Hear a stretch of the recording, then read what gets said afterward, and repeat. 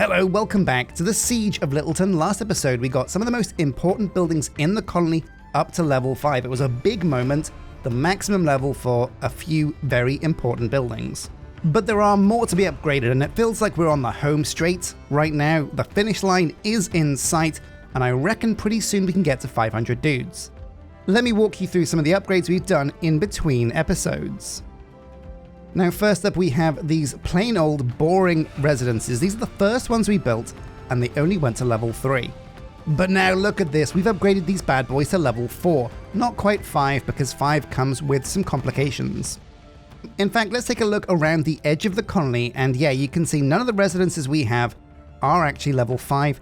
That's because at level 5 colonists get a lot more picky about their food, and that's something we don't really want just yet. Now I mentioned this before, but we do have loads and loads and loads of room to play with around the colony, and that is really exciting. Very early on, I realized that to get to 500 dudes, we would need a lot of houses and a lot of guard towers. That was balanced by the fact that the Littleton style is actually really compact, so squeezing in buildings has been very, very easy. And now we're at the point where we're making a final push to 500 dudes. I realize actually we are going to have a lot more room than I thought for decoration. To get to 500 dudes, we need 2 types of buildings. Those are guard buildings, both the guard towers and the barracks, and of course residences. Now residences are only useful if a colonist has a job, and we are kind of out of jobs at the moment. Technically being a student at the Combat Academy counts as a job, but what that means is for this final push, we're going to be investing heavily in guard towers and barracks. Starting with this area over here, down in the bottom left corner, the southwest, you can see both of our builders have begun work on creating 2 more barracks. So doing the math, I think every barracks gets 4 guard towers. Each guard tower can have 5 guards, so every barracks gets you 20 more dudes. That means 5 barracks per 100 Minecolonists, so that means I think we're going to want about 15 more barracks squeezed in around the colony. Now this area over here by the gate is pretty good for this. There's a lot of room here, and it also provides us with an opportunity to decorate this area as well. I want to decorate this entrance as you come into the colony and get this area looking really nice. And when I look back at all the colonies that I've done in my series, there is a real balancing point. It's a question you ask yourself. Do I want my colony to be functional and efficient? And how much decoration do I want to add? But the toughest thing for this series has been how hard the raids are. The barbarians that spawn are incredibly tough, so we really have had to invest in guards and get them as powerful as possible. But there we go, we're starting as we mean to go on. With the barracks built, it's time to upgrade these to level 5, and we've also upgraded the area as you come into the colony. Decorated this entire area, and honestly, it looks really cool now. I very much dig what we've got going on here. Next, I wanted to come over to the bakeries that we have, and we have these really tall wooden log spires on top of the bakery. At level 5, these bad boys become windmills, and I had an idea for those, so I wanted to get these bakeries up to level 5 just for the looks really, not so much for the functionality, because once this thing was level 5, I wanted to go in with Create and make these windmills spin. Oh yeah, look at this, they spin very slowly, which I think they would do in real life, but these look really cool, really amazing. I love using Create to bring the colony to life. The next building I wanted to upgrade was of course over here in the center. We have the hospital that's only actually level 2. I wanted to bring that up to level 3 and also get our tavern, which was again level 1, so low level. I wanted to get that up to level 2 so I could come back, do another pass, and you guessed it, yeah, get the tavern up to level 3 and work on the restaurant up to level 5. I don't know why, I just thought, you know what, why not? Let's get the restaurant to level 5. I don't think it does much at level 5. Maybe some more seats, who knows? But either way, it's at level 5 now, good to go. And of course, yeah, time to decorate this area. It's the most important area in the colony. We've got Dunny there, building the portal. And with a splash of decoration, this area just looks really cool now. There's absolutely no benefit for your colony to making it look nice, but you know what? It makes me feel better about working on the colony when I think it's looking pretty sweet. And as you can see from one entrance all the way through to our courier zones, we're really getting good with the decoration now. There's a lot of areas that have come up quite quickly and look pretty amazing.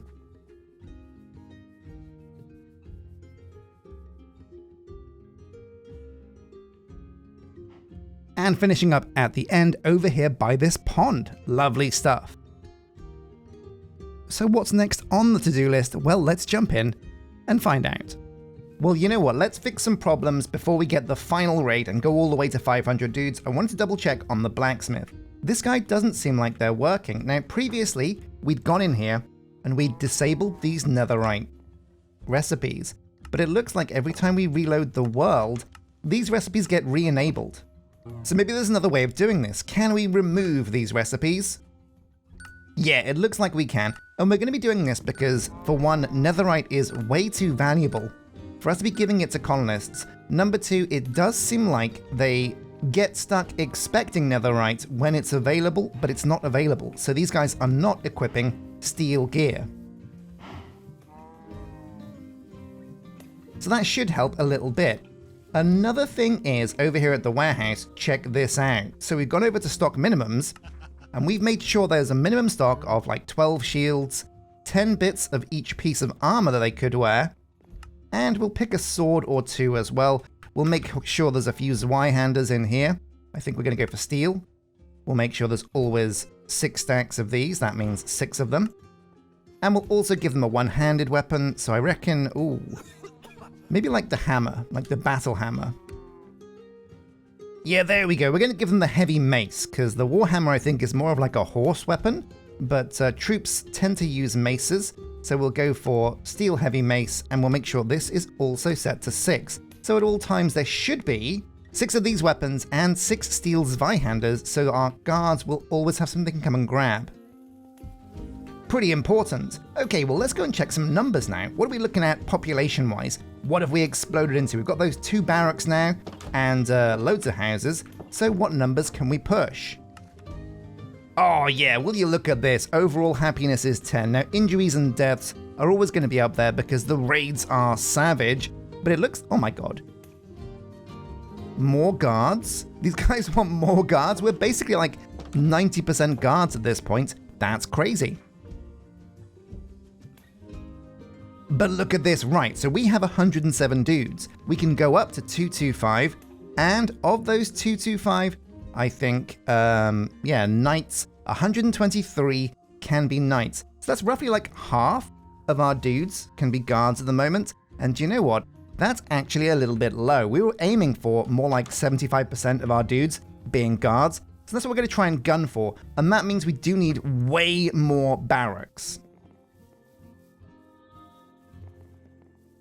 Like I've said before, the problem with housing is the people that move into houses are civilians. Civilians will then pick a job, but we have no jobs. All of our jobs are filled. So instead, they'll pick education. Now, as far as education goes, we can fit 24 dudes over here in these libraries. And as you can see, yeah, these are chock-a-block full of dudes. Now, they always go to the libraries first, it seems. And if the libraries are full, well, looks like Putin has called you up. You're being conscripted into the army. And yeah, you go straight over here and become a trainee guard. But it looks like our libraries aren't full yet because we don't have people going into these combat academies. So we could stand to have a few more houses until we get to the number where we can fill up these academies. But let's go take another look, because we want to make sure the town hall doesn't say anybody is unemployed. Technically, a student is not a job, but it does mean they're not unemployed. So let's see. Yeah, unemployed 0, that's a really good place to be. So, oh, we got 13 children as well. Now, once these children grow up, they are either going to become guards or go into education, but it does mean that we do actually need a few more residences as well. So what I'm going to do is I'm going to set up a little bit of like a village square over here. There's a nice area over by these bakeries. And I think over here what we can do is we can fit maybe 2, maybe 3 barracks And we'll squeeze in some residences as well. It's a nice big area. It does mean that we're going to have loads and loads of barracks going on this colony, but that's always going to be the case. We need loads and loads of troops, and the barracks are realistically the only real way to get those guys in. So let's do some planning. I'm going to go grab some residences and put down some templates. And so here we go. I've placed down, let's see. So this is a residence right here. This is a residence right here. You know what? Let's put the builder's goggles on because that might give you guys a better view. These things are a bit finicky though, so we might have to try and get them to work. If I hold the build tool, do we see? Are we looking at, come on guys, I think maybe they won't start until, well, I don't know. The builder's goggles are very difficult to get to work sometimes, so they don't always work. But we got two residences right here. I'm thinking we might put another couple over here next to our house. Oh man, I didn't really get to use this name generator much, but don't worry, all the name suggestions you guys have dropped on Discord are in the pack. So babies being born could have your names. So yeah, 2 residences. We've got a barracks right here. Over here we have 3 residences in a row. Very nice. Have some stuffed pizza because I'm a bit peckish. And then over here, finally, we have 2 more barracks. So running the numbers, each barracks is going to be 20 guards. So 2, 4, 6, 60 dudes. Each house is going to be 5 colonists. So 60 plus 65, 70, 75, 80, and there we go. That's 80 dudes on top of our 225 at the moment, which is going to bring us to 300 dudes. Now, rather than focus on the time lapse of this, we're just going to set it all running by giving our builders, randomly. So here's Lyra. Oh, there we go. Once the building is trying to be built, the goggles work. So we'll be able to get a look after all. Then we'll put Ben on this one over here. Oh yeah, like a glove. Clockwork. Clockwork. Then over here, we'll go back to Lyra, and we'll just back and forth it like this, one then the other, one then the other. And that's all we really need in the colony now, just residences and barracks. We might need some more farms to increase our food output, but you know what? With all the research we've done and all the milk coming in, it looks like the farmers are keeping up. I don't see any angry cogwheels above our guards like Luna Pyro over here, who is rocking a full set of armor. Looks like the system works. Good to see you. Has absolutely no problems. Let's go and take a look at the research, and I'll show you guys where we're at with that.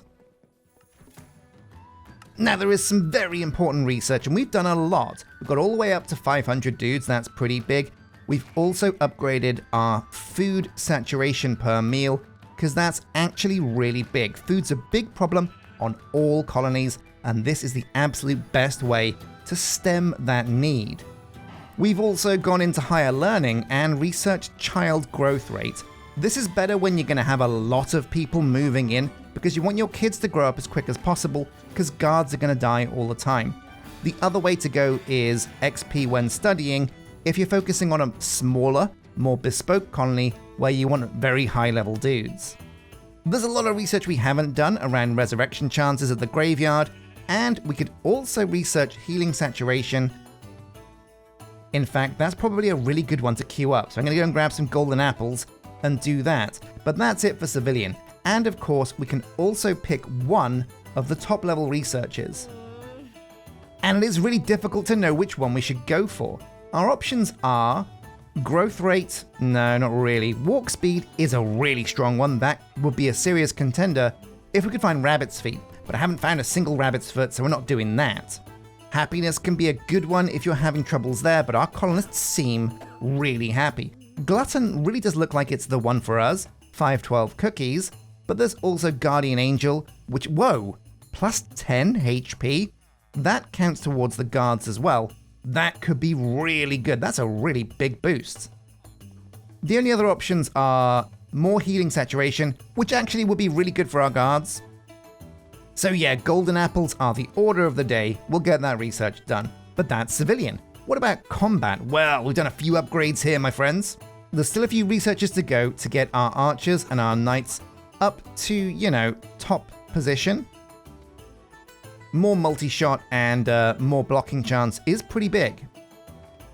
What's really huge is we researched the farther rallying banner range, but also we have unlocked the ability to place a rallying banner somewhere in the world. That means we can get all of our guards, park them where the raiders are going to come from, and since we have like multiple raider points, we can get like 2 or 3 banners, go to each of the gates we think the raiders are going to come from, and put a standard at each of them, and it should be a good way of dealing with the raids. So we'll test that out next episode when we get a big raid. That's going to be good. Something else I need to research is going to be Knight's Armor. We're up to Duelist, but we can go up 1 more level for 25% better armor, and then even more armor with Master Swordsman. Other than that, we've researched Whirlwind Attack, which means your knights spin. They do a cool spin move. Try spinning, that's a cool trick. But the big question is, what end research do we want to do? Well, the big contenders are Savage Strike. Knight damage plus 2 doesn't sound like a lot, but when you have 100 guards, that's like 200 damage. Diamond Skin is pointless because we're not really getting economical about our guards' armor. We've got loads of steel, loads of iron. We can get armor whenever we want. Retreating is a coward's move, so we're not going to research that. So block chance could be good. That would really help the survivability of our guards. The only other choice is Swordsman plus 50% on their armor stat. And that's really the question. So I want in the comment section, you could probably crunch the numbers here and work out the math.